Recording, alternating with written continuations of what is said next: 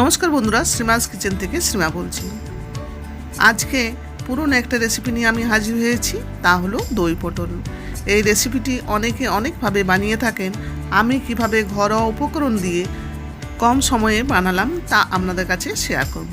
আশা করি ভিডিওটি ভালো লাগবে। যদি ভিডিওটি ভালো লাগে তাহলে আমার চ্যানেলটি সাবস্ক্রাইব করে আমার পাশে থাকবেন, আর পাশে থাকা নোটিফিকেশান বেল বাটনটি অন করে দেবেন। তাহলে আগামী দিনে নিত্য নতুন ভিডিও রেসিপি আপনাদের কাছে পৌঁছে যাবে সবার আগে। তাহলে বন্ধুরা চলুন স্কিপ না করে ফুল ভিডিওটা দেখে নেওয়া যাক। এখানে 500 থেকে 600 পটল পরিষ্কার জল দিয়ে ধুয়ে মাঝে মাঝে খোসা ছাড়িয়ে নিয়েছি এইভাবে, আর এইভাবে মাঝ বরাবর কেটে নিয়েছি। এদিকটা এইভাবে আর এক দিকটা এইভাবে। এতে কী হবে, পটলটা রান্না করলে গোটা থেকে যাবে, অথচ নুন মশলা সব ভেতরে ঢুকে যাবে। এর ফলস্বরূপ কী হবে বলুন তো, পটলের রেসিপিটা খেতে খুব ভালো লাগবে। একইভাবে আমি সব পটলগুলো কেটে নিয়েছি, এটা আর আপনাদেরকে দেখালাম না। আমি এবার এই পটলগুলো ভেজে নেব। পটল ভাজার জন্য কড়াই গ্যাসে চাপিয়ে দিয়েছি, কড়াই গরম হয়ে গিয়েছে। এবার দিয়ে দেবো 3 থেকে 4 চামচের মতো সরষের তেল। সরষের তেলে এটা রান্না করে নেব। তেলটা গরম হয়ে গেছে, কড়াইয়ের চারদিকে দিয়ে দিলাম পটলগুলো। এবার দিয়ে দেবো, পটলগুলো মিডিয়াম ফ্লেমে ভেজে নেব। যেহেতু অনেকগুলো পটল একসাথে ভেজে নিচ্ছি, তাই ঘন ঘন নাড়াচাড়া করে নিতে হবে, যাতে সমানভাবে সব পটলগুলো ভাজা যায়। পটলগুলো নুন হলুদ মাখিয়ে ভাজতে পারেন, কিন্তু তখন তেল লাগবে বেশি।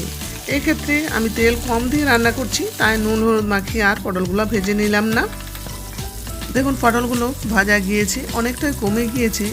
যেগুলো এর মধ্যে বেশি ভাজা গিয়েছে সেগুলো আমি আগে তুলে নিলাম। তারপরে আস্তে আস্তে সবগুলো ভেজে তুলে নেব অন্য পাত্রে। কড়াইয়ে তেল ছিল 1 চামচের মতো, আরও তেল দিয়ে দিলাম। তার সাথে দিয়ে দিলাম 1/2 চামচ ঘি। এটা আপনারা পরেও দিতে পারেন। আমি কী জন্য দিলাম তা আপনাদেরকে আগে বলেছি। সেটা হলো, যারা ঘি খায় না তারাও এই রান্না খেতে পারবে। অল্প একটু 5 ফোড়ন দিলাম। 5 ফোড়নটা ভাজা হলে দিয়ে দেবো 1 চামচ আদা বাটা, যেহেতু এটা নিরামিষ রেসিপি। তার সাথে দিয়ে দেবো 1/2 চামচ জিরে গুঁড়ো, 1/2 চামচ ধনে গুঁড়ো, কালারের জন্য দিয়ে দেবো 1/2 চামচ কাশ্মীরি লঙ্কার গুঁড়ো, দিয়ে দেবো পরিমাণ মতো হলুদ আর পরিমাণ মতো নুন। এগুলো ভালো করে কষিয়ে নেব। আমি প্রথমে একটু ভেজে নিয়েছি, একটু এবার জল দিয়ে ভালো করে কষিয়ে নেব। এবার ভালো করে নাড়াচাড়া করে যতক্ষণ না মশলা থেকে তেল ছেড়ে দিচ্ছে ততক্ষণ পর্যন্ত কষিয়ে নেব। মশলাটা কষিয়ে নেওয়ার সাথে সাথে ঝালের জন্য দিয়ে দেবো 4টি কাঁচা লঙ্কা। কাঁচা লঙ্কাটাকে দিয়ে আর একটু মশলাটা কষিয়ে নেব। দেখুন মশলাটা কষিয়ে নেওয়া হয়ে গিয়েছে, মশলা থেকে তেল ছেড়ে দিয়েছে। এবার জল দিয়ে দেবো। জলটা এমন পরিমাণে দিতে হবে যাতে পটলগুলো মশলার জলে ভালো করে সেদ্ধ হয়ে যায়। মশলা জলটা ভালো করে ফুটে গিয়েছে, মিডিয়াম টু লো ফ্লেমে 2 মিনিটের মতো ফুটিয়ে নিয়ে পটলগুলো দিয়ে দেবো। পটলগুলো ভালো করে নাড়াচাড়া করে 5 মিনিটের মতো ফুটিয়ে নেব। এতে পটলটা ভালোভাবে সেদ্ধ হয়ে যাবে। অনেক সময় কি হয়, দইটা আগে দেওয়ার কারণে পটলটা ভালো করে সেদ্ধ হয় না, কচকচে হয়ে যায়। এইভাবে রান্না করলে পটলটা ভাঙবে না, অথচ ভালোভাবে সেদ্ধ হয়ে যাবে। এখানে 10 থেকে 12টা আমি কাজু 20 মিনিট আগে ভিজিয়ে রেখেছিলাম। এগুলো আমি শিলে বেটে নেব, তাহলে পেস্টটা খুব ভালো হবে। দেখুন আমি এগুলো বেটে নিয়েছি। এবার 3 চামচের মতো টক দই এর সাথে দিয়ে দেবো। আমি এখানে আমন্ড মস্তি দই ব্যবহার করছি, আপনারা যেমন খুশি দই ব্যবহার করতে পারেন। এবার কাজু বাটা আর দইটা ভালো করে একসাথে ফেটে নেব চামচ দিয়ে। কাজুটা যদি আলাদা বাটিতে থাকতো তাহলে কাজুটা ফেটে নেওয়ার কোনো দরকার ছিল না।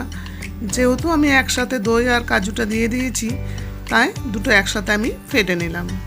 দইটা ভালো করে ফেটে নিয়েছি কাজুর সাথে। আর একদিকে পটলটা জলটা অনেকটা কমে গিয়েছে, 5 মিনিটের মতন ফুটিয়ে নিয়েছি। এবার দইটা দিয়ে দেবো এবং ভালো করে পটলের সাথে মিশিয়ে নেব। বন্ধুরা আমার রেসিপির ভিডিও কেমন লাগলো প্লিজ কমেন্ট বক্সে কমেন্ট করতে ভুলবেন না। দইয়ের বাটি ধোয়া জলটাও দিয়ে দেবো। তার সাথে দিয়ে দেবো 1/4 চামচ গরম মশলা, টেস্টের ব্যালেন্সের জন্য দিয়ে দেবো 1 চামচ চিনি, আর দিয়ে দেবো অল্প একটু নুন, এটা লাগবে একটু। এবার এগুলো একসাথে নাড়াচাড়া করে নেবো ভালো করে। দেখুন দই পটলের রান্নাটা ফুটে এসেছে। এবার লো ফ্লেমে 5 মিনিট ঢাকা দিয়ে দই পটলটা রান্না করে নেব। 5 মিনিট পর ফিরে এলাম। দই পটলের কালারটাও কত সুন্দর হয়েছে, দেখুন গন্ধটাও খুব সুন্দর উঠছে। আর দেখুন বাড়তি একটু জলও নেই, গ্রেভিটাও খুব সুন্দর হয়েছে। পটলের গায়ে গায়ে লেগে যাচ্ছে, আর পটলটাও খুব ভালো সেদ্ধ হয়েছে। দই পটলের রান্নাটা হয়ে গিয়েছে। এবার গ্যাস অফ করে 5 মিনিটের জন্য ঢাকা দিয়ে রেখে দেবো। 5 মিনিট পর ফিরে এলাম।